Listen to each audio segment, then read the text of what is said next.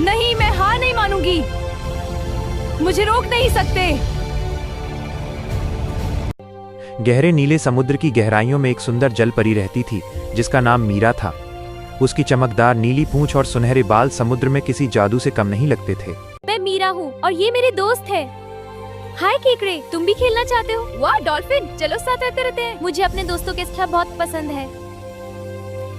वाह, देखो एक नई जगह। हाँ चलो देखते हैं। अरे वो बड़ी गुफा कितनी डरावनी है। डरने की क्या बात, चलो अंदर चलते हैं। ठीक है, लेकिन पास से ही देखेंगे।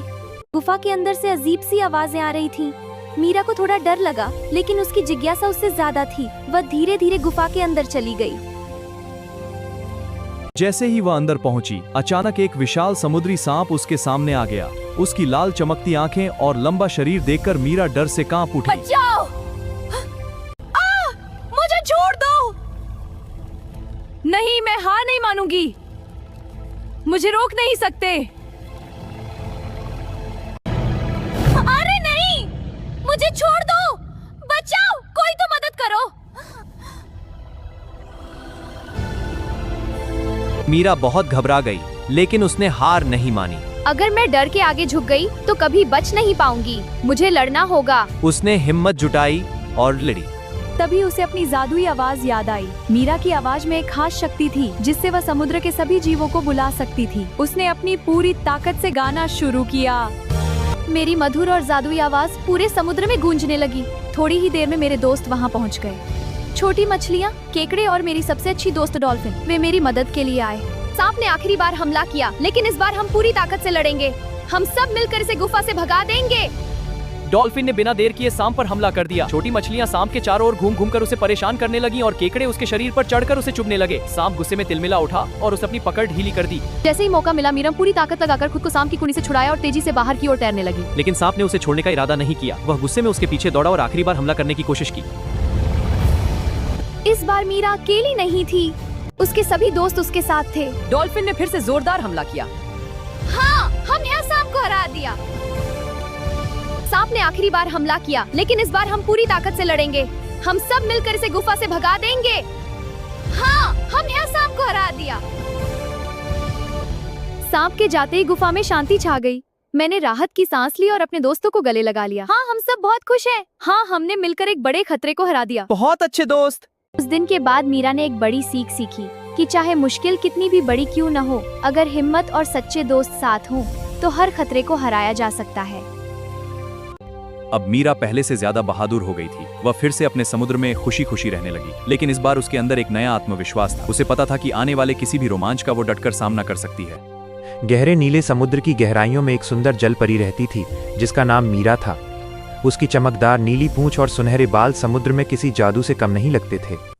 मीरा बहुत खुशमिजाज थी और अपने दोस्तों, छोटी मछलियों, केकड़ों और एक चंचल डॉल्फिन के साथ हर दिन खेलती थी। एक दिन खेलते खेलते मीरा समुद्र के एक ऐसे हिस्से में पहुंच गई जहां वो पहले कभी नहीं गई थी।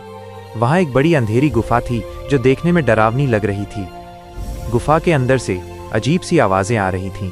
मीरा को थोड़ा डर लगा, लेकिन उसकी जिज्ञासा उससे ज्यादा थी। वो धीरे धीरे गुफा के अंदर चली गई। जैसे ही वो अंदर पहुंची, अचानक एक विशाल समुद्री सांप उसके सामने आ गया। उसकी लाल चमकती आंखें और लंबा शरीर देखकर मीरा डर से कांप उठी।